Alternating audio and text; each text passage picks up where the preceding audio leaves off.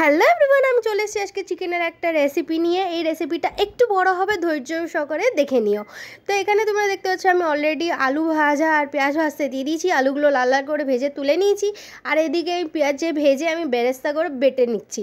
তারপরে এখানে আমি তেলের মধ্যে দিয়ে দিলাম হচ্ছে চিকেন লিভার এবং স্টমাক, দিয়ে ভালো করে একটু নুন দিয়ে ফ্রাই করে নিয়ে তুলে নিয়েছি। তারপর ওই তেলের মধ্যে দিয়ে দিলাম হচ্ছে আস্ত জিরে এবং কাঁচা লঙ্কা, আর দিয়ে দিচ্ছি রসুন। এগুলো আমি বেটে দিইনি, আস্ত কোয়া রসুনই দিয়েছি। দিয়ে দিলাম হচ্ছে সেই পেঁয়াজ বাটাটা। এই পেঁয়াজ বাটার জন্যই কিন্তু আজকে চিকেনের কালার একদম ভালো আসবে। দিয়ে দিয়েছি হচ্ছে একটুখানি আদা গ্রেট করে, দিয়ে দিলাম হচ্ছে হলুদ গুঁড়ো, লঙ্কা গুঁড়ো, ধনে জিরে গুঁড়ো। একটু নাড়িয়ে চাড়িয়ে নিয়ে আমি ওর মধ্যে দিয়ে দিচ্ছি সেই স্টমাকগুলো, আর দিয়ে দিচ্ছি হচ্ছে নুন, দিয়ে ভালো করে কষিয়ে নিয়েছি। যখন তেলটা এইভাবে ছেড়ে যাবে, দেখতে পাচ্ছ কি সুন্দর কালারটা এসছে।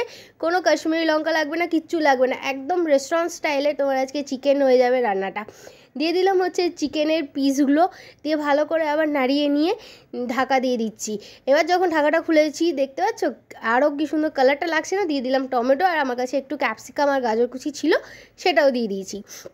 দিয়ে এটাকে ভালো করে কষিয়ে রান্না করলাম। দিয়ে দিলাম একটুখানি জল, দিয়ে আবার এটা কষতে দিয়ে দিয়েছি। দিয়ে ভালো করে স্টিমে মানে লো ফ্লেমে এটাকে রান্না করে নিলাম। দিয়ে দিলাম হচ্ছে যখন চিকেনগুলো সিদ্ধ হয়ে গেছে ঠিক 90%, ওই টাইমে দিয়ে দিলাম হচ্ছে আলু আর লিভারগুলো, দিয়ে গরম মশলা দিয়ে নামিয়ে দিলাম। আমার ভিডিওটা দেখতে ভালো লাগলে অবশ্যই লাইক, কমেন্ট, শেয়ার, সাবস্ক্রাইব করে দিও।